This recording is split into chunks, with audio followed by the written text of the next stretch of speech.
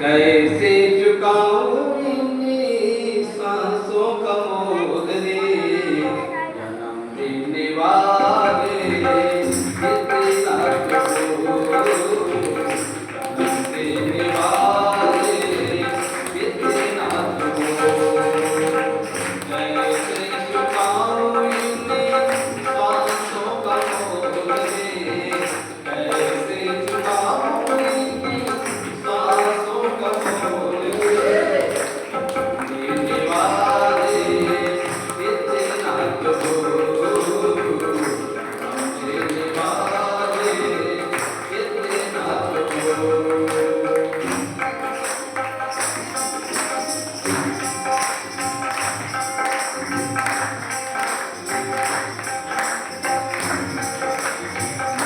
मैंने किया ना कोई न धर्म, मैंने किया ना कोई न धर्म, छल से भरे मेरे सारे करम, छल से भरे मेरे सारे करम, किसी से न बोले मैंने दो मीठे बोले, किसी से न बोले मैंने दो मीठे बोले, देने वाले इतना तो, देने वाले इतना तो, तेरी कृपा से मिला मुझको यह धन, तेरी कृपा से मिला मुझको यह धन, जिसमें बसा तुझे भुला दे वो मन, जिसमें बसा तुझे भुला दे वो मन, तन की डोलियां की बंसी की बोल रे, तन की डोलियां की बंसी की बोल रे, देने वाले इतना तो,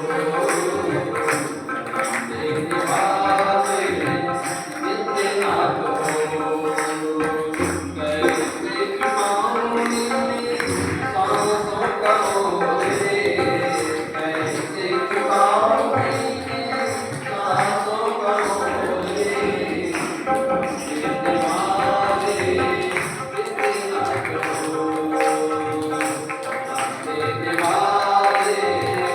इतना तो, देने वाले इतना तो, देने वाले इतना तो, देने वाले इतना तो।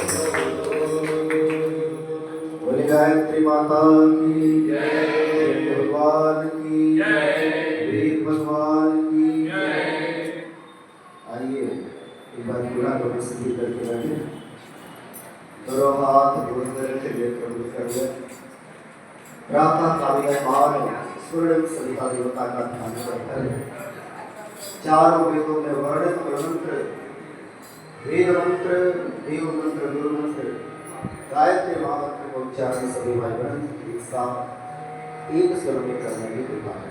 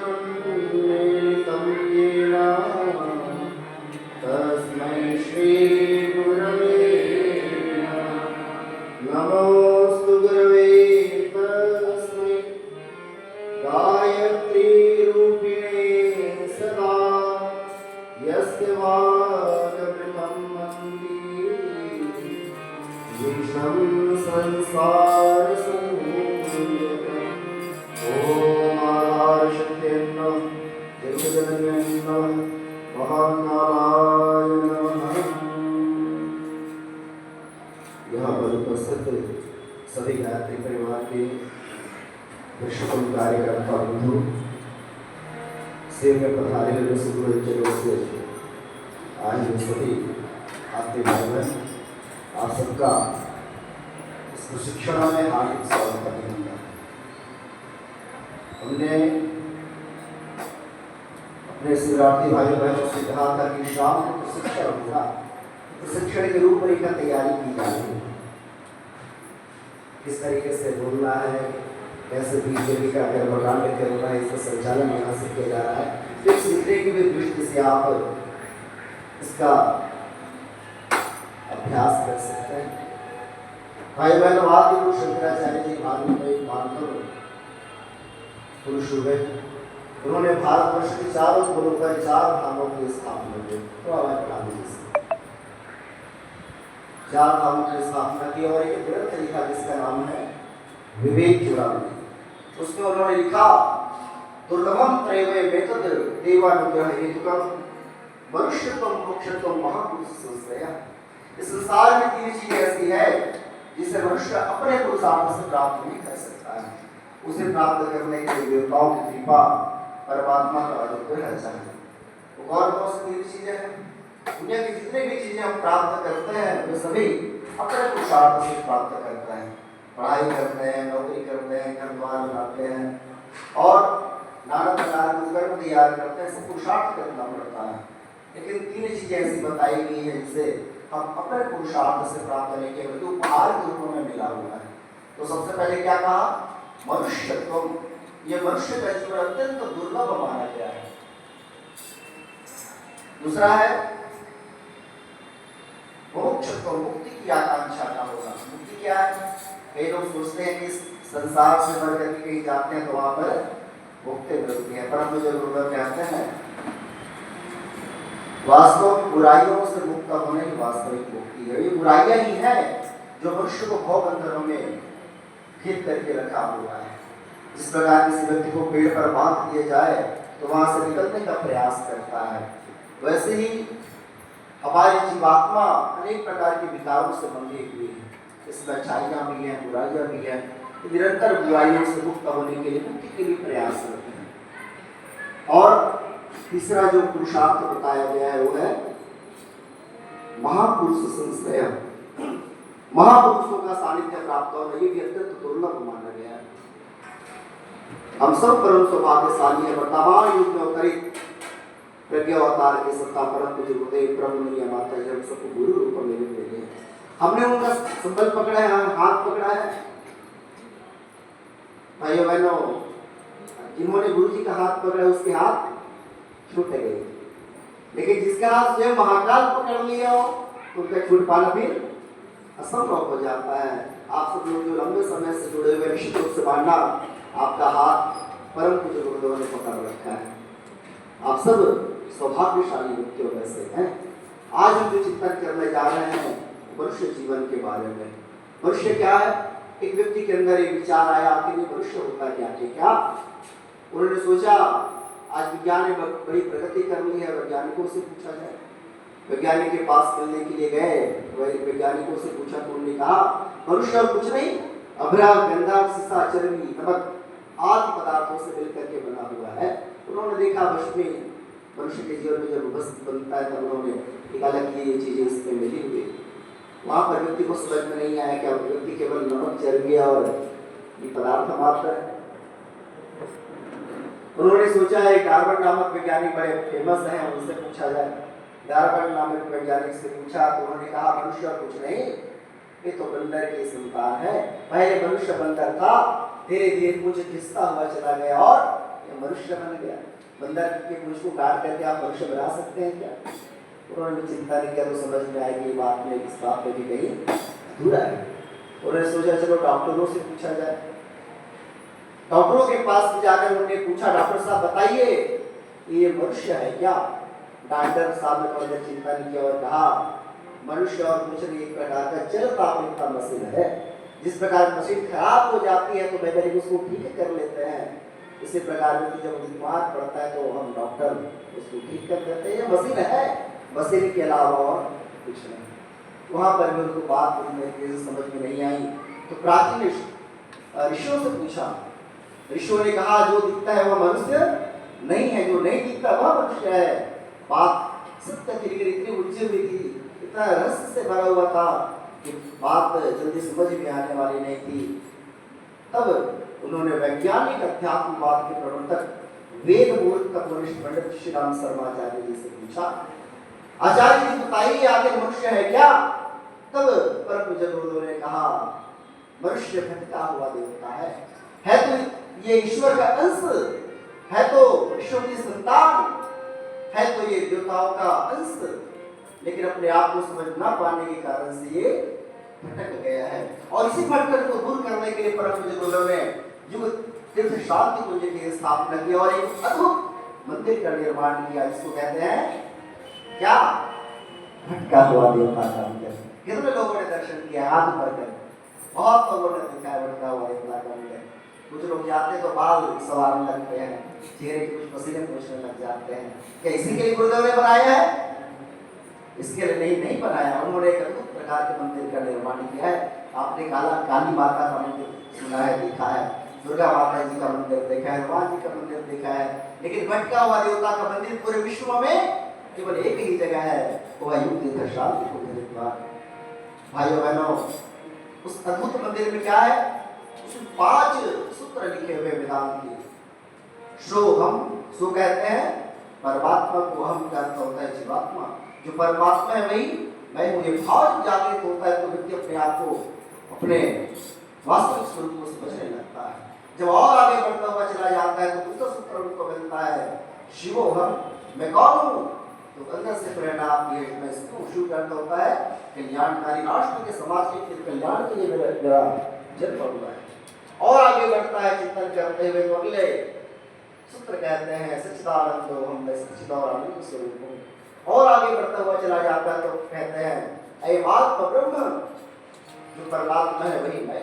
और अंतिम सूत्र कहते हैं तत्वमसि, जो परम तत्व है वही मैं। अर्थात इन सबका एक ही भाव है, जो परमात्मा है वही मैं हूँ। जब ये बोध अंदर से जागृत होता है भाइयों बहनों, व्यक्ति की भटकन समाप्त होती है और जीवन आनंदमय बनने लगता है। आज अधिकांश व्यक्ति जीवन को प्राप्त करके केवल संसारिक सुखों में जीवन व्यतीत कर रहा है। भौतिक प्रगति मात्र जीवन का लक्ष्य हो गया है, लेकिन जब तक अध्यात्मता जीवन में आएगी नहीं तब तक वास्तविक शांति प्राप्त कर पाना असंभव है। इसलिए परम गुरुदेव ने विज्ञान और अध्यात्म को जोड़ा। घर परिवार में रहते हुए भी अपनी उपासना, साधना, आराधना के क्रम को अपने जीवन का अभिन्न बनाया जाए तो व्यक्ति इसी जीवन में रहते हुए संसारिक सुखों को प्राप्त करता हुआ परम लक्ष्य की प्राप्ति कर सकता है। गोस्वामी तुलसीदास जी महाराज ने लिखा, नर तन सम नहीं कवन्यो देहि, जीव चराचर जाचक देहि। नर तन सम नहीं कवन्यो देहि।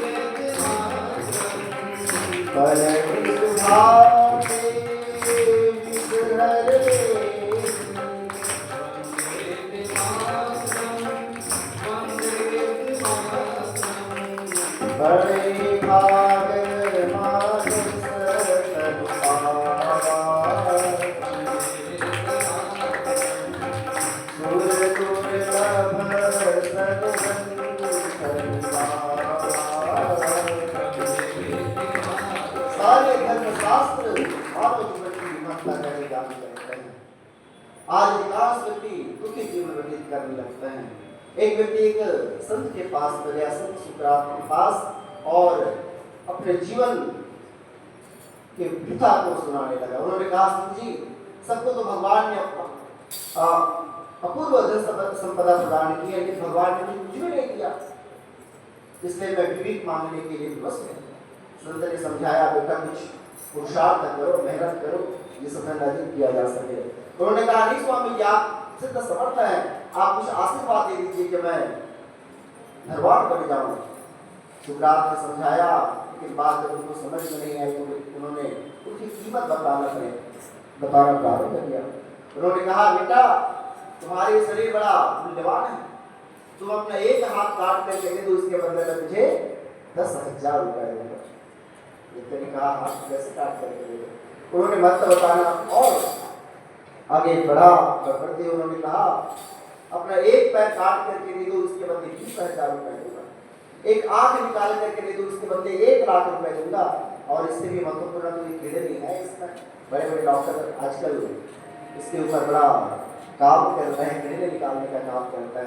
मैंने सुना है कि कोरोना काल में बहुत सारे डॉक्टरों ने कीड़े निकाल करके बेचे थे। करोड़ों अरबों की संपत्ति तो ये जीवन है जो प्रत्यक्ष रूप से दिखाई पड़ रही है, लेकिन इसके अंदर भगवान ने एक अद्भुत क्षमता प्रदान की है। भगवान ने इस शरीर में पंचकोश बनाया है, अन्नमय, प्राणमय, मनोमय, विज्ञानमय और आनंदमय। 5 कोश हैं, 5 खजाने, इस पर ताला लगा हुआ है। जब गायत्री मंत्र की साधना की जाती है, पंचकोशों का जागरण किया जाता है, तो व्यक्ति सिद्ध समर्थ दिखाई पड़ने लगता है। भगवान ने इस शरीर के अंदर षटचक्र बनाया है, मूलाधार से लेकर के सहस्त्रार तक 6 अद्भुत चक्र हैं। गायत्री मंत्र के साधना से जब ये जागृत होता है, तो महापुरुष बनते हुए चले जाते हैं, ब्रह्म से महान होते हुए चले जाते हैं। भाइयों बहनों, शानदार जीवन हम सब लोगों को मिला हुआ है, लेकिन आज हम सब लोग इस जीवन को थोड़ी में बेचते हुए चले जा रहे हैं। रात गवाई सोए के दिवस गवाया खाए, हीरा जन्म अमूल था कौड़ी बदले जाए, कौड़ी के मोल बेचते हुए चले जा रहे हैं। जीवन के महत्व को समझने की आवश्यकता है। परम बुजुर्गों ने लिखा, मनुष्य भी दिखाई एक जैसे ही दिखते हैं, लेकिन इसमें भी भिन्नता होती है। 3 प्रकार के मनुष्य बताए गए हैं। पहले प्रकार का मनुष्य है नर पशु, जो इंसान के रूप में दिखाई तो पड़ते हैं, लेकिन उनका जीवन क्रम पशुवत होता है। पशुओं की क्या पहचान है? ईशान न विज्ञान तपोन दानम ज्ञानम नशीलम न गुणो धर्मा ते व्यक्ति लोग भी भारत होता मनुष्य रूपेण निराश, जिनके पास न विद्या है, न तप है, न ज्ञान है, न दान है, न शील है, न गुण है, न धर्म है, ऐसे व्यक्ति साक्षात पशु माने गए।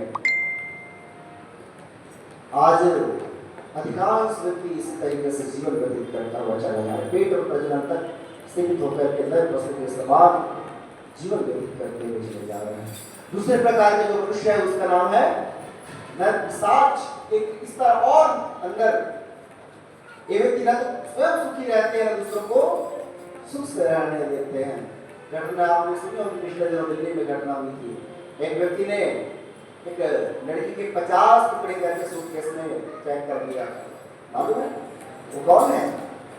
इंसान हो सकते हैं, हैवान है, वो राक्षस है। आज हमारे आसपास भी ऐसे बहुत लोग दिखाई पड़ते हैं जो विश्वास के तरीके से जीवन व्यतीत करते हुए चले जा रहे हैं। समाचार पत्रों में आए दिन ऐसे खबर देखने को मिलते हैं, कोई डाका डाल रहा है, कोई हत्या कर रहा है, न जाने क्या क्या लोग कर रहे हैं। तुलसीदास जी ने भी इसमें लिखा है, क्या लिखा है?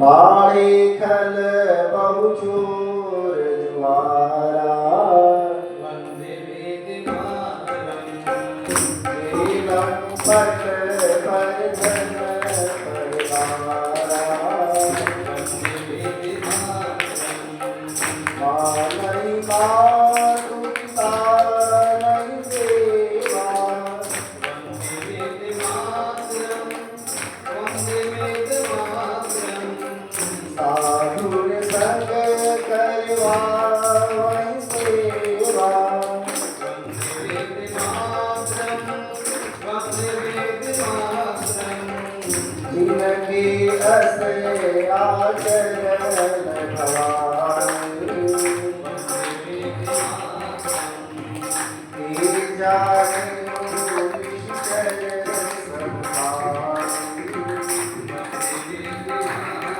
जो माता पिता की बात नहीं मानते हैं, चोरी करते हैं, हत्या करते हैं, ऐसे साक्षात नर पिशाच कहे गए हैं। लेकिन और इन सबसे बढ़कर एक मानव था जिसको देव मानव महामानव कहा जाता है। ऐसे व्यक्ति अपने सुपुत्र से नहीं रहते, बल्कि संसार के कल्याण के लिए अपना साहस, अपना ज्ञान, अपना पुरुषार्थ लगाते हैं। इतिहास में से अनेक महापुरुष हुए हैं, स्वामी विवेकानंद, रामकृष्ण परमहंस, संत कबीरदास, तुलसीदास, सूरदास, परम पूज्य गुरुदेव जैसे अनेक महापुरुष हुए हैं जिन्होंने लोक कल्याण के लिए अपना सर्वस्व समर्पित कर दिया। परम पूज्य गुरुदेव ने अपनी सारी संपत्ति लोक कल्याण के लिए अर्पित कर दी। उनके पास 2000 बीघा जमीन थी, एकड़ में कहें तो 1200 एकड़, इतनी विशाल संपत्ति के मालिक बैठे बैठे कई पीढ़ियां खाती, लेकिन सब उन्होंने लोक कल्याण के लिए अर्पित कर दिया। ऐसे महामानव ही इस देश के राष्ट्र के सच्चे सपूत होते हैं, जिसके माध्यम से हम सब अपने जीवन को धन्य बना सकते हैं। परम पूज्य गुरुदेव से जुड़कर करोड़ों लोगों ने अपना जीवन परिवर्तन किया है। आज भी ये सौभाग्य हम सब लोगों को मिल रहा है। आज ये जो अवसर मिला हुआ है, इस अवसर को हम बुनाए और शानदार जीवन व्यतीत कर पाएंगे, जीवन निहाल होता हुआ चला जाएगा। आइए हम लोग नीति की प्रक्रिया की ओर आगे बढ़ते हैं। परम पूज्य गुरुदेव ने नीति को ज्ञान देते कहा, इसके माध्यम से हम अपने जीवन के विवेक को, ज्ञान को जागृत करते हैं। आइए दिव्य की महत्ता का दान संगीत के माध्यम से करता है। बोलिए कि भगवान की जय।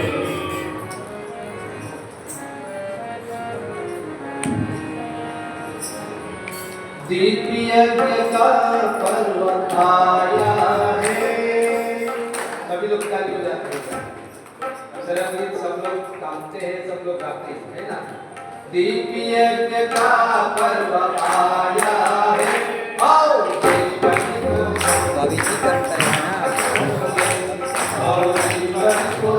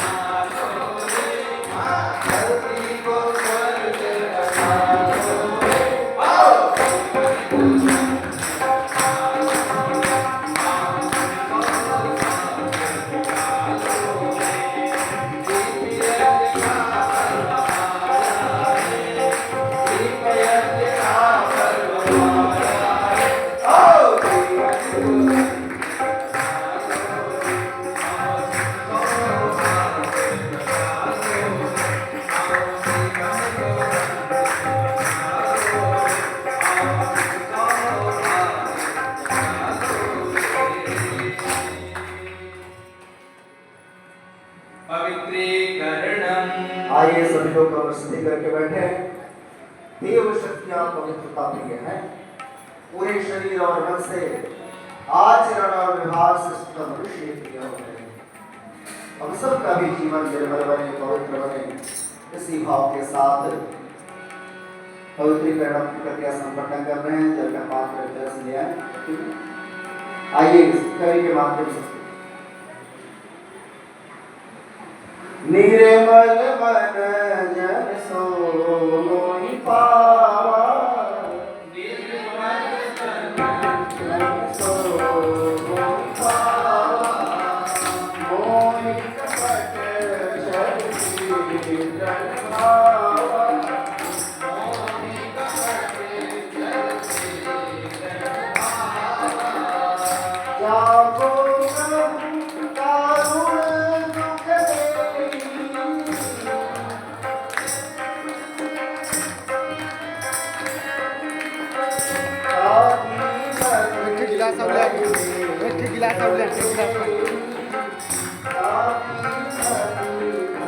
एक झे पार ले, एक झे ऊपर, एक वो गिलास आउ ले ना, गिलास में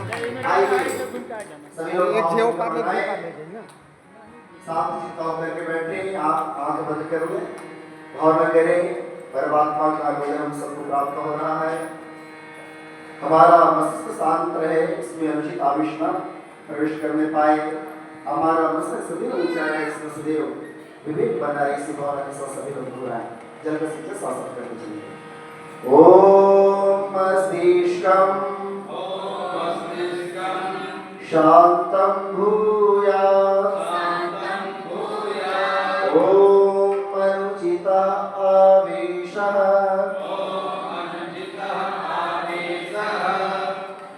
भूयात्, ओम पवित्रतानः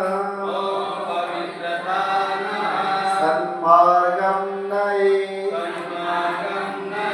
ओम पवित्रतानः महतां प्रयच्छतु, ओम पवित्रतानः शान्तिं प्रददातु,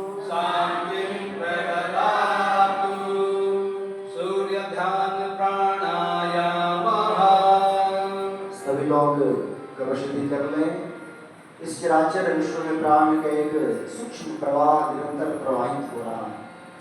जो एक उस प्राण तत्व को जितना अंश में धारण करता है, उतना अधिक प्राणवान ऊर्जावान बनता हुआ चला जाता है। आज असंख्य व्यक्ति अनेक प्रकार की बीमारियों से ग्रसित है, इसका मूल कारण प्राण की निर्बलता ही है। यदि प्राणायाम किया जाए तो समस्त रोगों से व्यक्ति मुक्त हो सकता है। आइए ऋषि के सूत्रों को सुनेंगे और संस्कृत के सूत्रों को दोहराते चलेंगे। प्राणायाम के साथ भावना करेंगे, हमारा रोम रोम सविता का तेज रुक रहा है, हमारा शरीर प्राणवान हो रहा है, हमारा हृदय सविता का तेज रुक रहा है, हम तेजोमय हो रहे हैं, हम बाहर भीतर से तेजोमय हो रहे हैं। इसी भावना के साथ में मंत्र एक साथ बोलेंगे फिर मंत्र। ओम स्वामी देव सविता विदुरितानि परासुव यद्भद्रं तन्न आशुवो।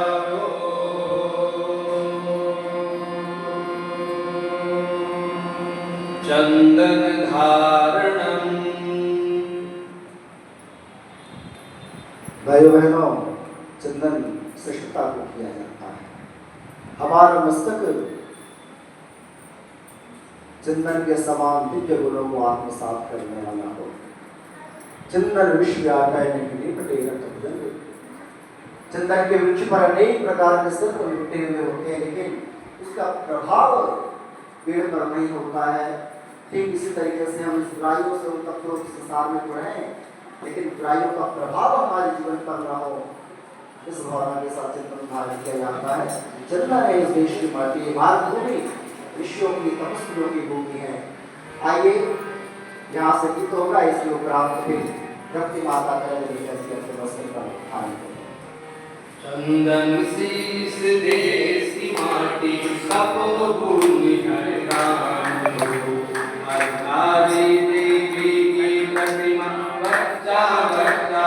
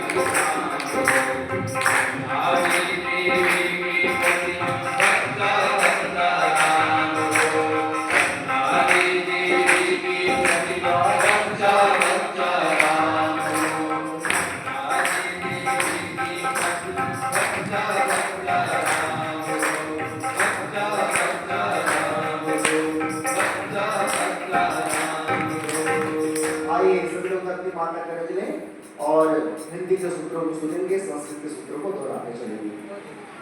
हमारा मस्तिष्क शांत रहे, इसमें अनुचित आवेश प्रवेश न करने पाए, इसमें विवेक सदैव बना रहे।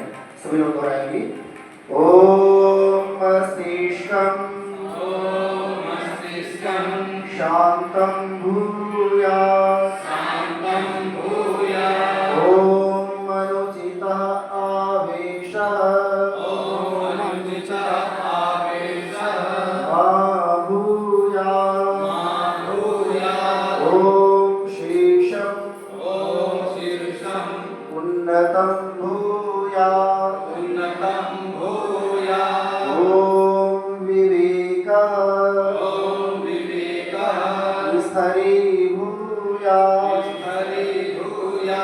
गायत्री मंत्र पढ़ते हुए अपने मस्तक पर धारण करें।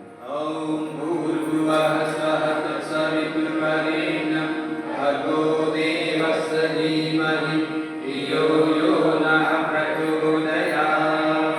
संकल्प सूत्र धारणं। मुख्य यजमान दंपति अथवा जिसके पास भी कलावा है वे सब कलावा धारण करेंगे। बाकी सभी भावपूर्वक संकल्प सूत्र धारण के उद्देश्य को समझेंगे। भाइयों बहनों, परम पूज्य गुरुदेव ने कहा है मनुष्य महान है और उससे भी महान है वह सृष्टिकर्ता परमात्मा जिन्होंने मनुष्य को प्रदान किया, मनुष्य जीवन प्रदान किया है। इस जीवन को सफल बनाने के लिए ऋषियों ने 3 सूत्र दिए हैं।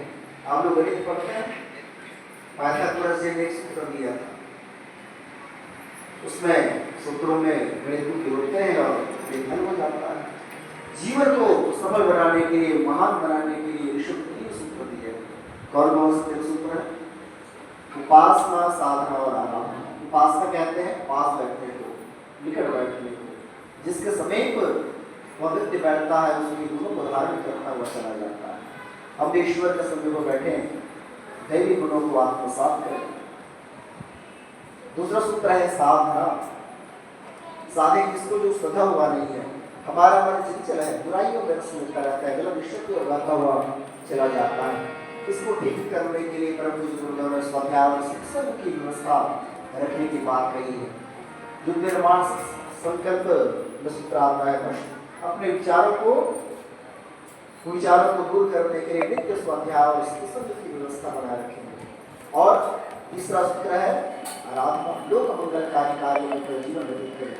जितने भी महापुरुष हुए हैं उन सबने ज्ञान प्राप्ति के उपरांत अपना जीवन लोक मंगलकारी कार्यों में लगाया है।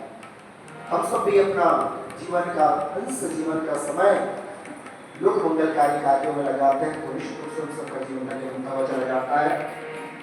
आराधना के अंतर्गत 2 कार्य करने पड़ता है, एक है संविधान और दूसरा है अंशदान। जो विराट गायत्री परिवार है संविधान के माध्यम से संचालित है, जिनके सहयोग से यहाँ पर कार्य हो रहा है और सुख की कमाई में एक अंश लेकर विराटतम कार्य इसके माध्यम से संपन्न हो रहे हैं। बड़े बड़े समझिए कि लगभग 40 की संख्या में संपन्न हो चुके हैं पूरे देश और विश्व में। इसके अलावा निरंतर 24 कुंडी, 108 कुंडी, 51 कुंडी, 251 कुंडी बड़े बड़े ये समारोह होते रहते हैं। इतने पूरे देश में 5000 से अधिक शक्तिपीठों का निर्माण परम पूज्य गुरुदेव ने किया है। ये सब समयदान और स्नान के माध्यम से कर रहे हैं। आइए हम सब कभी इसमें योगदान करना है, इसी भावना के साथ में सभी लोग बोलेंगे। हम ईश्वर का अनुशासन स्वीकार करते हैं। ओम ईशानुशासनम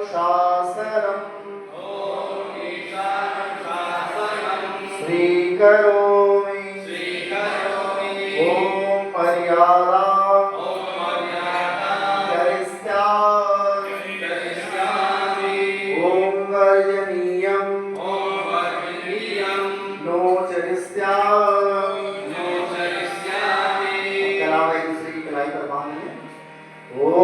भूर्भुवस्सुवः सवितुर्वरेण्यं भर्गो देवस्य धीमहि धियो यो नः प्रचोदयात्। किसी के पास कलावा नहीं है, माताएं बहनें जब टेप पे बांधती है तो दाहिने हाथ से पकड़ ले, बाकी लोग बाएं हाथ से दाहिने हाथ को पकड़ते हुए संकल्प सूत्र धारण करने का भाव करेंगे। दोनों हाथ जोड़ लें, भगवान महाकाल से प्रार्थना करेंगे। बोले हे महाकाल, उज्ज्वल भविष्य की रचना के लिए अपने संकल्पों को पूरा करने के लिए हमें उपयुक्त शक्ति, मनोवृत्ति तथा प्रेरणा दें। हे प्रभु, हमारे संकल्प पूरे हों, हम सुख सौभाग्य, श्रेय पुण्य तथा आपकी कृपा के अधिकारी बने, आपसे दिव्य अनुदान पाने और उन्हें जन जन तक पहुँचाने की हमारी पात्रता बढ़ती रहे, हमारी पात्रता बढ़ती रहे। कलश पूजनम। आप दर्शन पुस्तक रख लें। कलश विष्णु ब्रह्मांड का प्रतीक है। 33 पूर्ण देव शक्तियां कलश में विराजमान रहती है। इसी प्रकार से हम सबके जीवन में भी पात्रता का विकास हो, देवी कृपा को धारण करने योग्य बन पाए। इसी भावना के साथ सभी भाइयों को हाथ जोड़ ले, कलश भगवान की भाव भरी प्रार्थना करें। ओम कलशस्य मुखे विष्णु कंठे रुद्रः समाश्रितः मूले कस्मिन्नितो ब्रह्मा महेशानंदितः कोचोतु सागरः सर्वे सप्तद्वीपाः सुन्दरः ऋग्वेदो यजुर्वेदः सामवेदो यथर्वणः अंगैः सहिताः सर्वे कलशन्तु समाश्रिताः अत्र गायत्री सावित्री शान्ति पुष्टिकरी सदा त्वयि तिष्ठन्ति भूतानि त्वयि प्राणः प्रतिष्ठितः शिवः स्वयं त्वमेवासि विष्णुस्त्वं च प्रजापति आदित्या वसो रुद्र विश्वे देवा सपैत्रिका त्वयि तिष्ठन्ति सर्वे अपि यतः कामफलप्रदाः तत्प्रसादादिमं यज्ञं कर्तुमिह जलोद्भव सान्निध्यं कुरु मे देव प्रसन्नो भव सर्वदा प्रसन्नो भव सर्वदा। गुरु पूजनम। गु का अर्थ होता है अंधकार, गुरु अर्थात प्रकाश, जो ज्ञान रूपी अंधकार से ज्ञान रूपी प्रकाश की ओर प्रेरित करता है। ऐसे सत्ता को गुरु कहा गया है। गुरु गोविंद दो खड़े का के लागू पाए, परिहारी गुरु आपके लिए गोविंद की बताए। तीर्थ रहा एक फल संत मिले परिचार, सद्गुरु मिले फल धन के विचारी। तीर्थों में स्नान करने से पुण्य की प्राप्ति होती है। संत जब जीवन में आते हैं तो धर्म अर्थ काम और मोक्ष की प्राप्ति होती है, लेकिन जब जीवन में सत्य मिलते हैं तो अनंत प्राप्ति की प्राप्ति करती है। आइए ऐसे समर्थ गुरु संत के चरणों में नमन करें। गुरुदेव दया करके हमको अपना देना। गुरुदेव दया करके हमको अपना देना।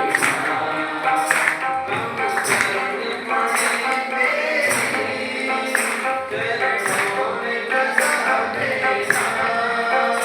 हम चरण पड़े तेरे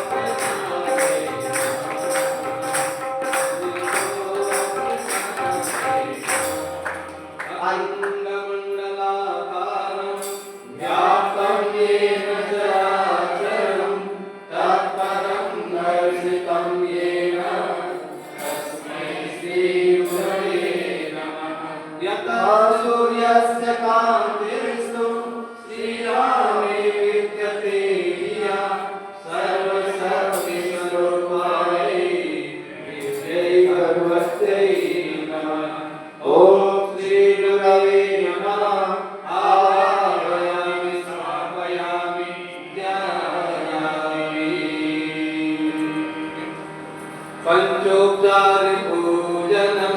अब आइए अवाहित देव शक्तियों को पंचोपचार के माध्यम से पूजन करते हैं। यहाँ पर भगवान को अक्षत पुष्प जल निष्ठान नैवेद्य धूप दीप इत्यादि समर्पित किया जाता है। उन्हीं से हम प्रार्थना करते हैं, हे देव गंध अक्षत रूप में हमारी पुण्य कर्मों हमारी अटूट श्रद्धा निष्ठा को स्वीकारी। हे देव पुष्प के रूप में हमारे अंतःकरण का उल्लास आपको अर्पित है। हे देव धूप दीप के रूप में हमारी प्रतिभा और योग्यता को स्वीकार करें। हे देव नैवेद्य के रूप में हमारे साधन संपदा का एक आपको अर्पित है। इसी भावना के साथ एक प्रतिनिधि पूजन की प्रक्रिया संपन्न करें। ओम सर्वेभ्यो देवेभ्यो नमः। गंधक्षतम पुष्पाणि धूपम दीपम नैवेद्यम समर्पयामि ततो नमस्कारं करोमि। सभी लोग दोनों हाथ जोड़ के विराट ब्रह्म को भाव भरा ओम नमो स्नाताय सहस्रमूर्ते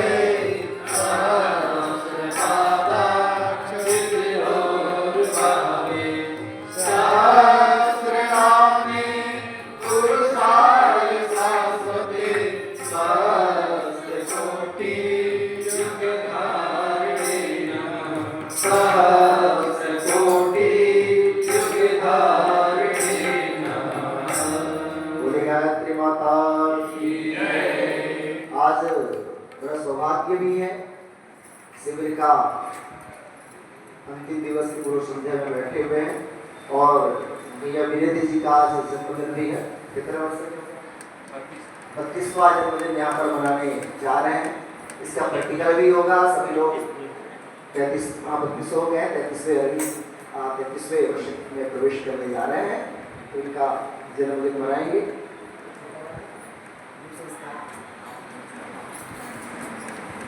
बहुत ही संक्षिप्त में और अच्छे तरीके से यहाँ पर जन्मदिन का संस्कार मनाया जाएगा।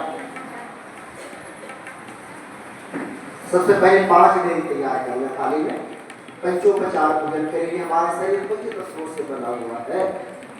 फिर तत्वों में स्थित शक्तियों को धारण करें। 25 तत्व संतुलित बनाए रहे इसी भावना के साथ आइए पूजन करेंगे। सभी लोग सूत्रों को दोहराएंगे। बोले ओम श्रेयसा पथे चरिष्यामि। जीवन को कल्याणकारी मार्ग पर चलाएंगे। पृथ्वी माता हमें उर्वरता और सहनशीलता दे। वरुण देवता हमें शीतलता और सरसता दे। वायु देवता हमें गतिशीलता और जीवनी शक्ति प्रदान करें। अग्नि देवता हमें तेजस और वर्चस्व प्रदान करें। आकाश देवता हमें उदारता और महान बनाए।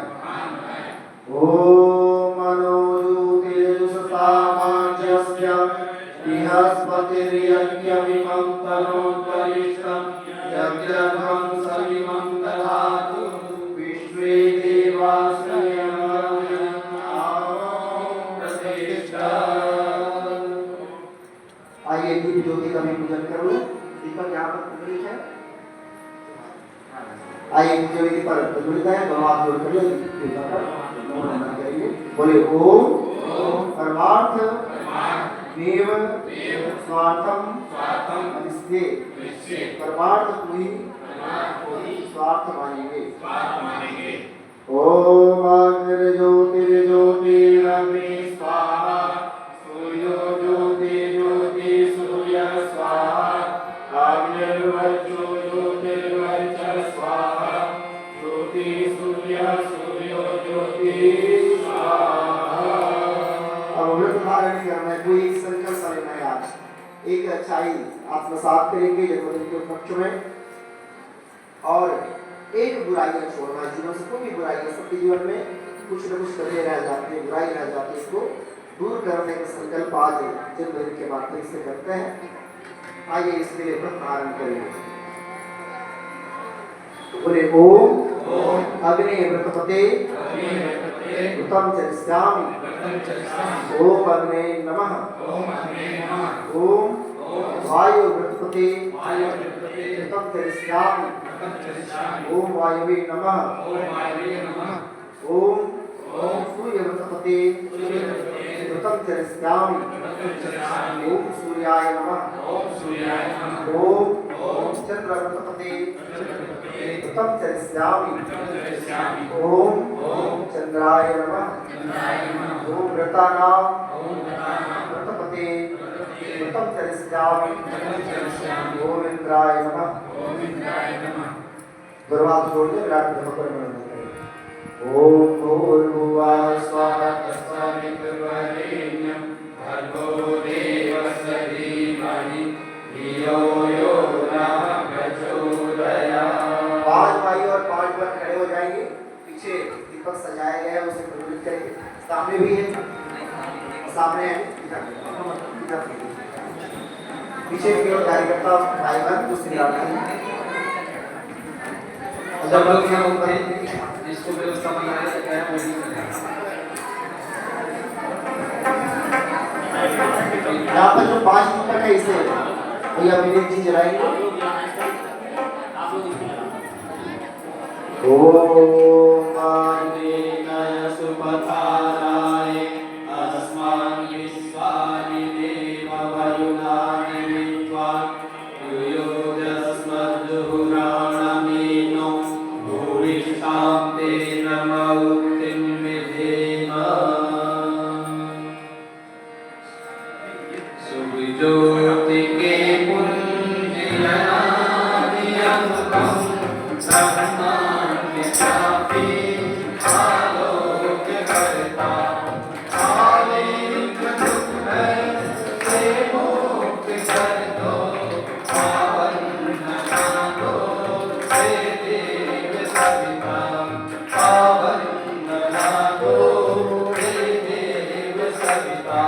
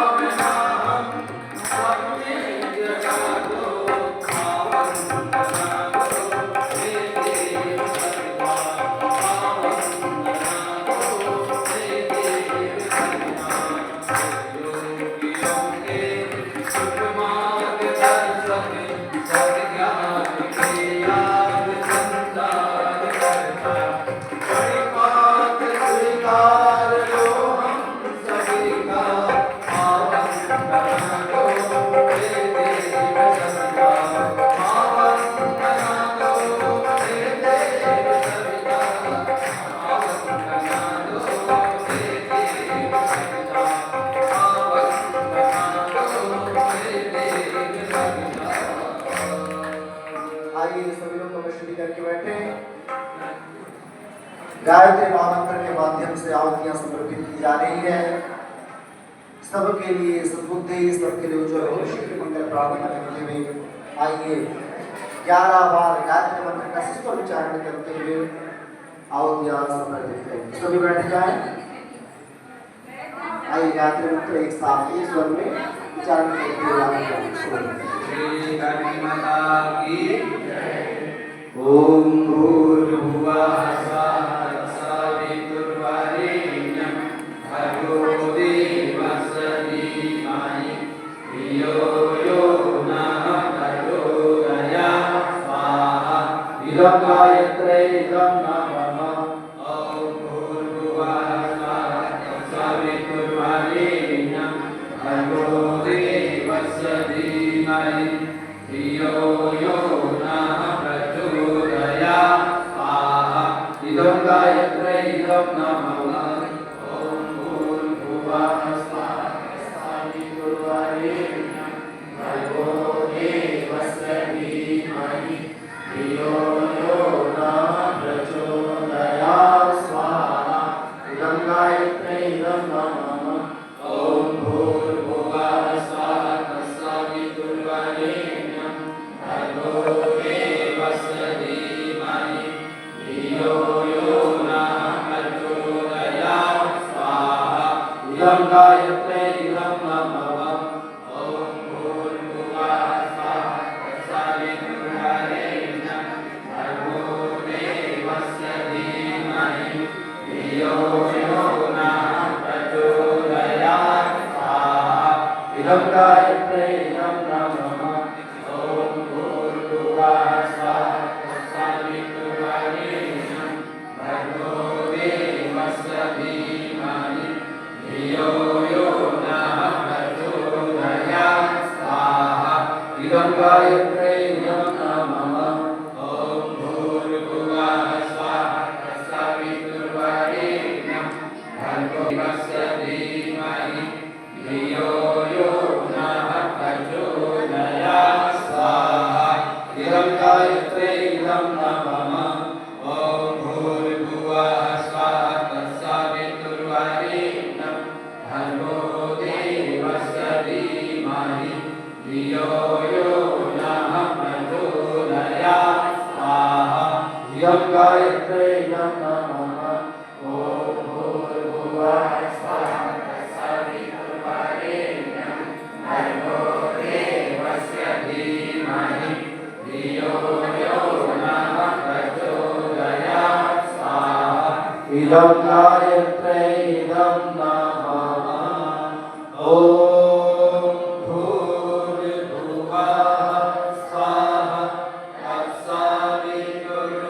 सवितुर्वरेण्यं भर्गो देवस्य धीमहि धियो यो नः प्रचोदयात् स्वाहा इदं गायत्रे इदं नमः महामृत्युञ्जयमन्त्राहुतिः बोले गणाधिपति महाकाल की जय। हम सब महामृत्युंजय मंत्र से आहुतियां समर्पित करेंगे। इसके पूर्व आइए भगवान महाकाल की अभ्यर्थना दोनों हाथ उठा करके जयकारा लगाएं। बोलिए गणाधिपति महाकाल की जय। बोलिए गणाधिपति महाकाल की जय। जय महाकाल जय महाकाल जय महाकाल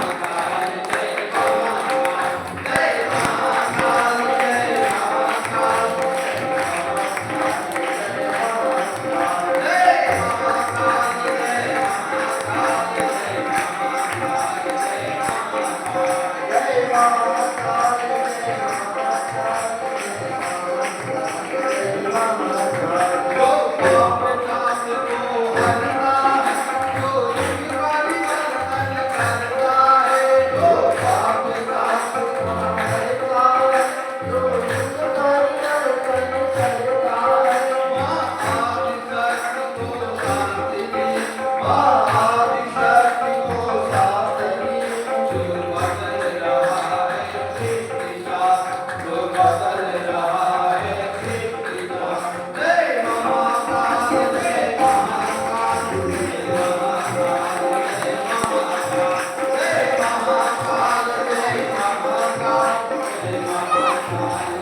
महाकाल